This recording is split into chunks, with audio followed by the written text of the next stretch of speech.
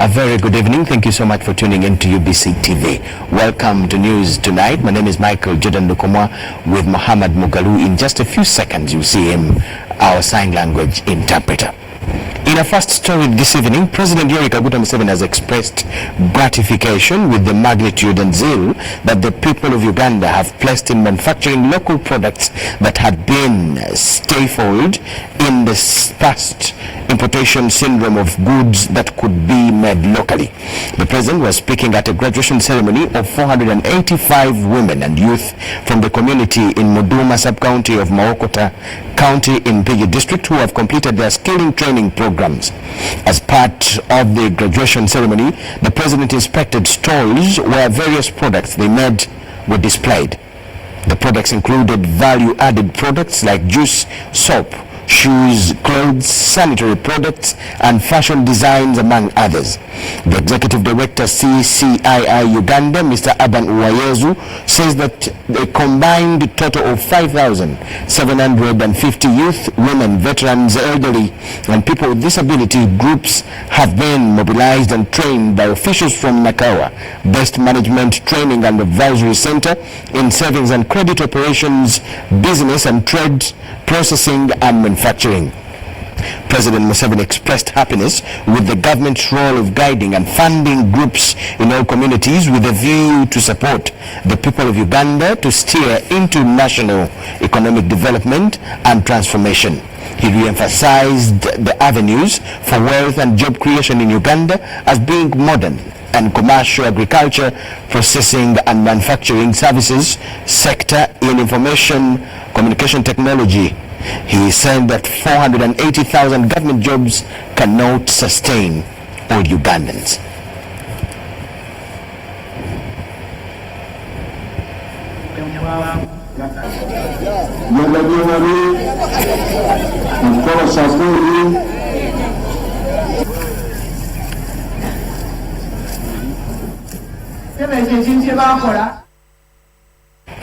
Away from Muduma, First Lady and Minister for Education and Sports, Mrs. Janet Museveni, has said that Ugandans are grateful for the Uganda Teacher and Social Effectiveness Project funded by the Global Partnership for Education in World Bank.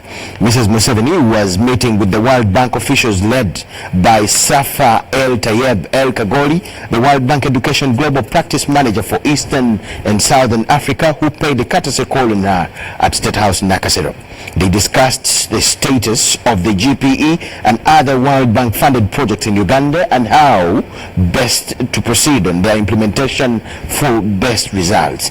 She cited UTSEP, which she said has provided the much needed infrastructure in many schools, helped in training of teachers and provided training materials for the children. The World Bank Education Global Practice Manager, Safa El Tayeb, noted that among the achievements of UTSP were improvement in early grade learning, number of pupils per textbook to two children per textbook, teacher presence in class and teaching, increased percentage of children in P2 or P3 who can recognize 4 out of 5 words, and the construction of new schools. The meeting also discussed how best the World Bank and the Education Ministry can move together to accelerate the implementation progress of the Uganda Skills Development Project in order to achieve the desired results. Mrs. Museveni assured the World Bank officials that everything possible will be done to ensure that the Uganda Skills Development Project and the Uganda Secondary Education Expansion Project are up and running by the beginning of next year, 2020. The World Bank Uganda Country Manager Anthony Thompson said that additional financing by the government of Uganda to the education sector will boost global financing going to this sector. Parliament has learned that government still owes Isimba Dam constructors $35 US million for construction of the 183 megawatt dam and a two-way bridge. Bunyoli West Member of Parliament Engineer James Waluswaka told Parliament that the contractor failed to complete the project because he ran out of funds. The revelation followed a statement presented to Parliament by Minister of State for Energy and Minerals Peter Lokeris, as we see in this report. In March 2019, the government commissioned a 183 megawatt dam, bringing the national electricity generation capacity to 1,167 megawatts.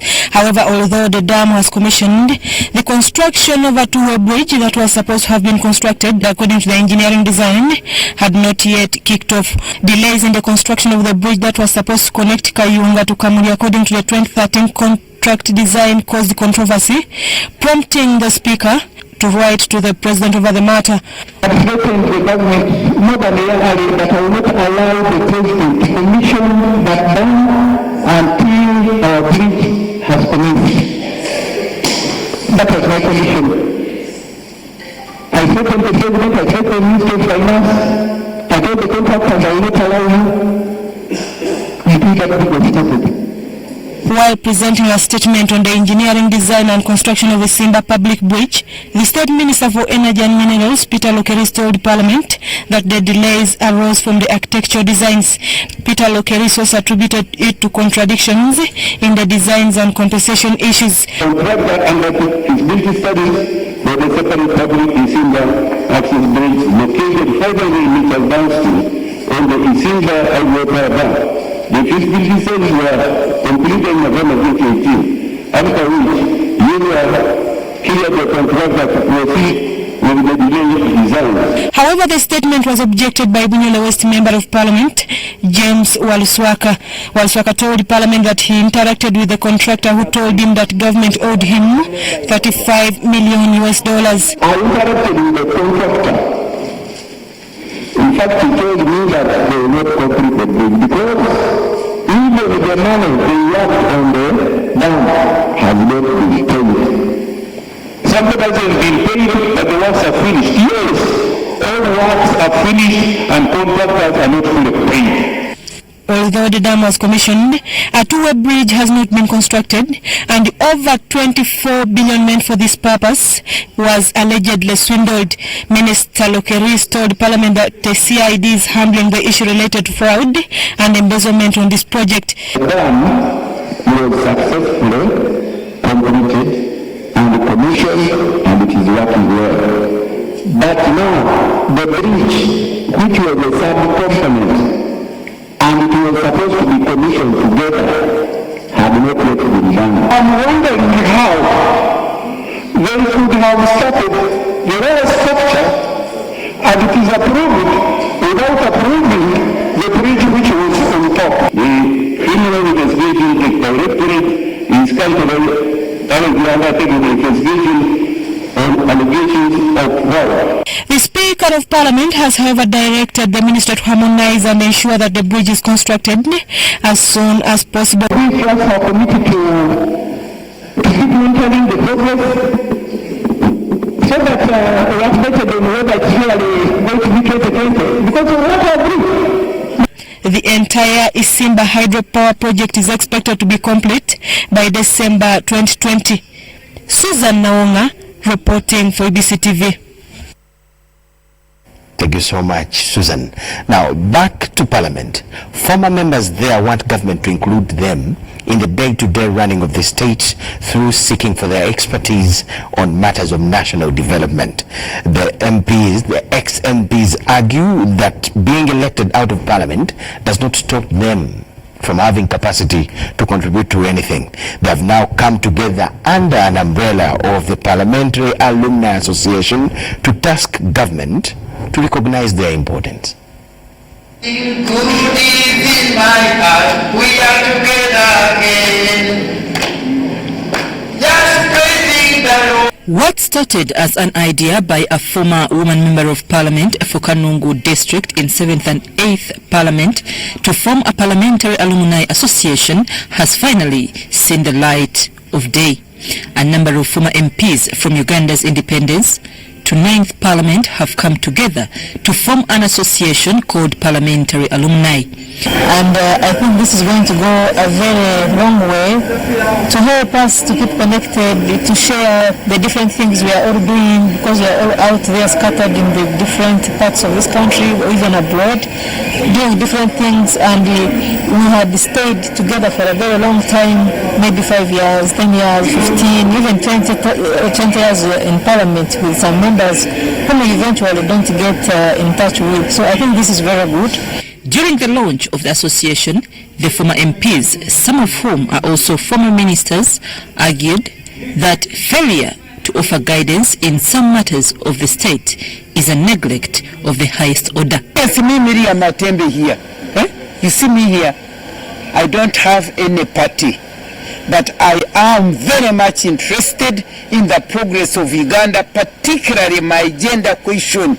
But these former leaders have wealth of knowledge, especially those who are in other kind of parties and those who continue even to get out of our current parties and go into to form new parties. That is very good. It promotes good governance. It promotes an alternative governance in the event that there is change to be done.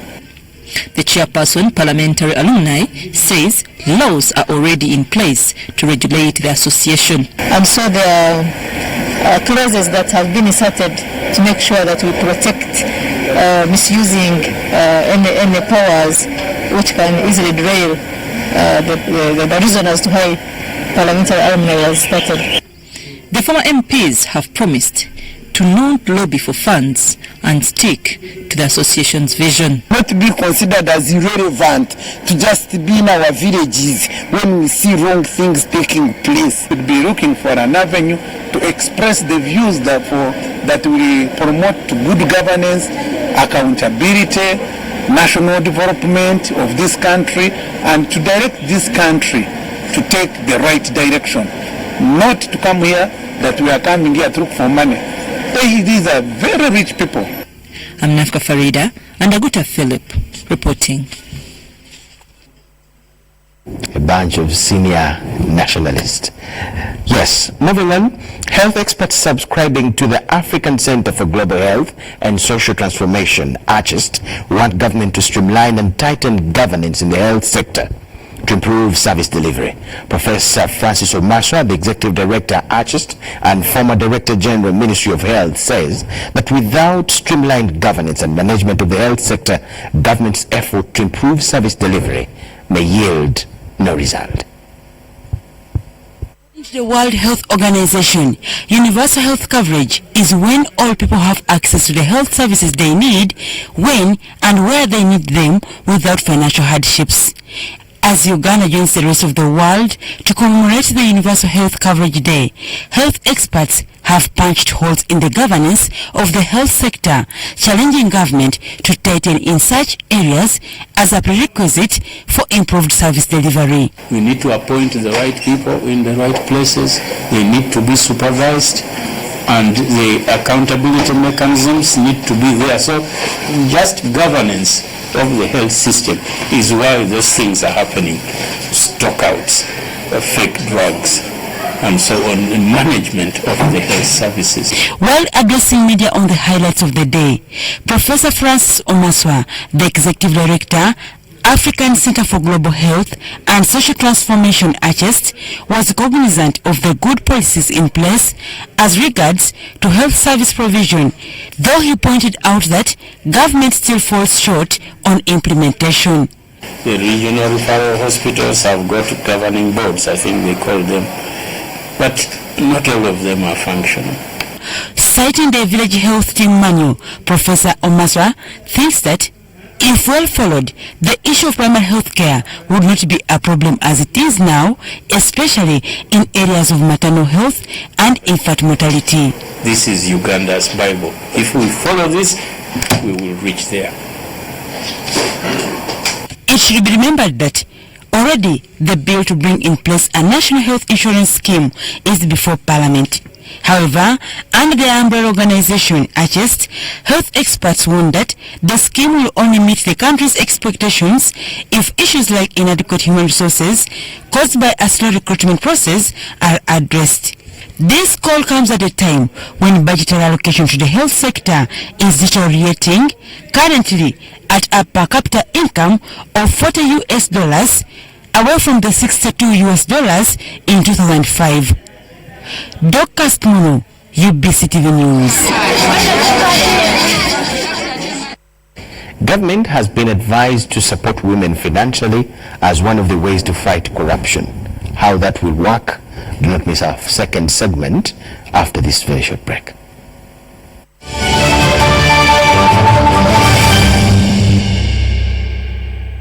Introducing Airtel Broadband. Enjoy high-quality home video streaming and seamless connectivity. You can also connect up to 32 people for your business at only 280,000 shillings with 51 GB free, valid for a month, and installation at no charge. Use Airtel Money today to buy any of our customized broadband bundles. For product inquiries, give us a call on 1004 Airtel and 0800 327327. Accessible from all other networks. Dial *185# and activate today. Airtel, the smartphone network. Kwepena is back. Come and have original Ugandan fun at Kwepena and play the African way at the biggest celebration of traditional African games. Make your way to Legends Lugogo on the 15th of December and play Kwepena as you relive old memories and have a good time with friends and family. We will also have games like Blada, Sonko, Mweso, Ludo, Dolo, plus top-notch DJs and performers to keep you entertained as you eat some barbecue and sip on a good drink. Tickets are on sale at Galaxy FM Reception, Oscan Foods in Tinda, and the Sammy House Bomber Road at only 10K and 5K for kids. Contact 0752-208-608 or 0784-218-964 for any reservations. Kwepena is powered by Keza, Legends, KQ Hub Africa, Up and About, Campus B, UBC, and Galaxy FM.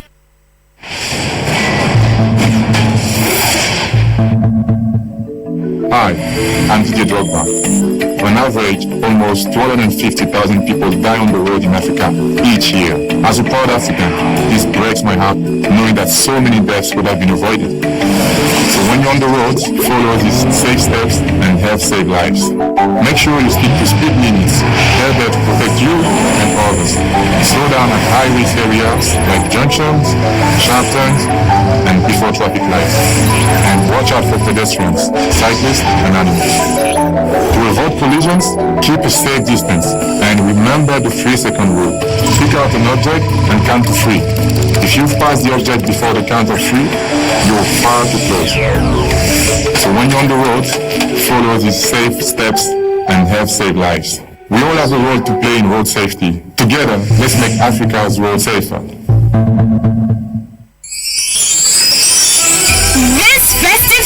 Enjoy great value from Airtel with the all-new My Pakalast combo offers. Yes! We have customized especially for you the best deals on minutes, data, and SMS with our 3-in-1 My Pakalast combo to give you the best value as you stay in touch with friends and family this season. To activate My Pakalast voice combo, dial *100*2*1# to get started. Airtel, the smartphone network.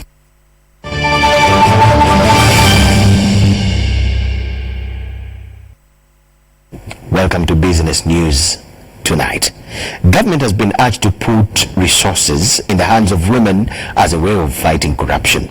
While officiating at the National Consultative Meeting of Women in Politics in Kampala, State Minister for Gender in charge of Culture, Peace Mutuzo, says that there is accountability where and when women are given responsibility.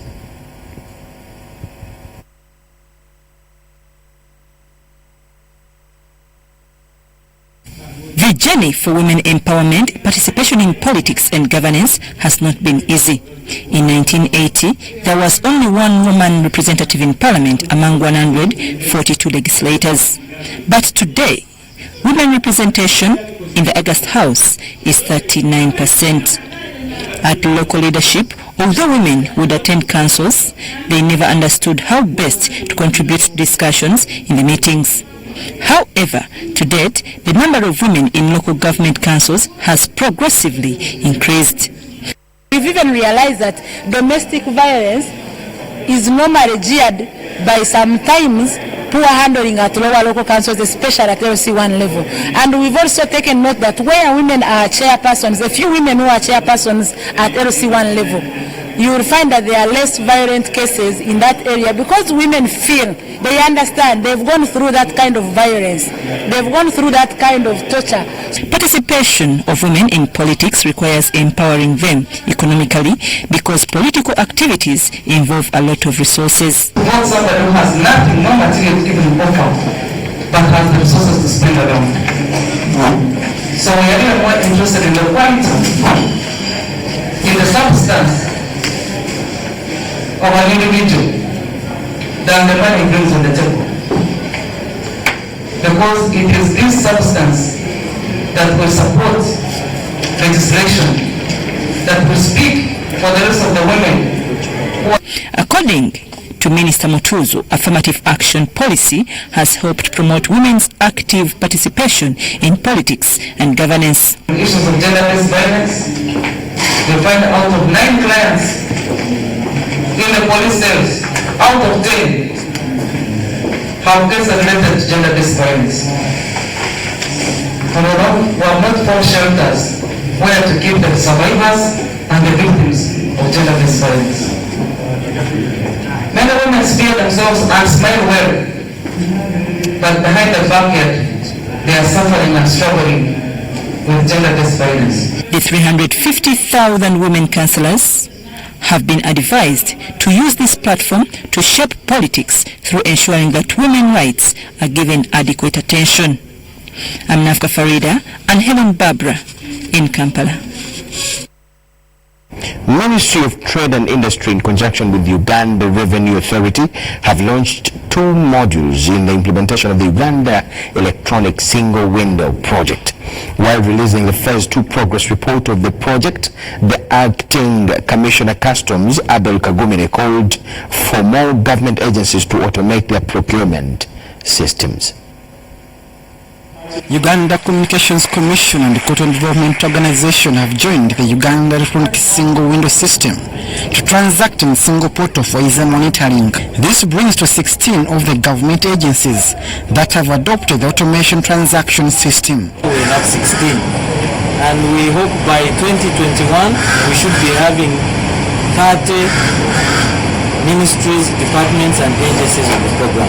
ODAs have been working in silos. We find URA, they are doing their own things. The Ministry of Trade is doing its own things. UNBS is doing its own things.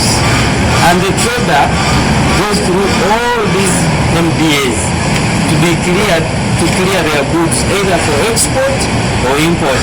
All agencies make sure their processes are cleaned up and they allow automation of their processes on a single platform. Since the inception of Uganda Electronic Single Windows Transaction, the Trade and Industry Ministry has recognized reduced redundancies and uncertainties in trade value chain as well as proper monitoring in cross-border trade. Are able to interact, clear their goods in real time and be able to cut back on the use of paper.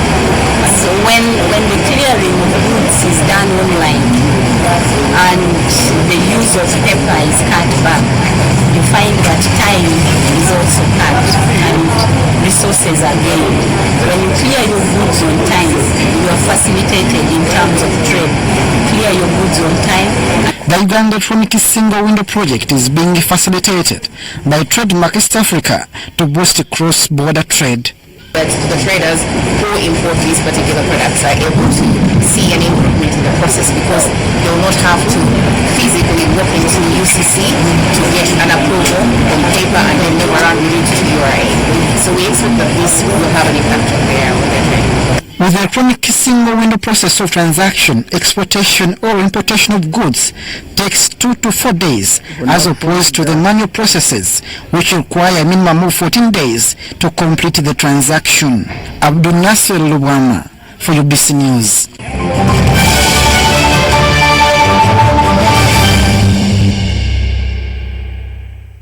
Introducing Airtel Broadband. Enjoy high-quality home video streaming and seamless connectivity. You can also connect up to 32 people for your business at only 280,000 shillings with 51 GB free, valid for a month. And installation at no charge. Use Airtel Money today to buy any of our customized broadband bundles. For product inquiries, give us a call on 1004 Airtel and 0800 327327. Accessible from all other networks. Dial *185# and activate today. Airtel, the smartphone network.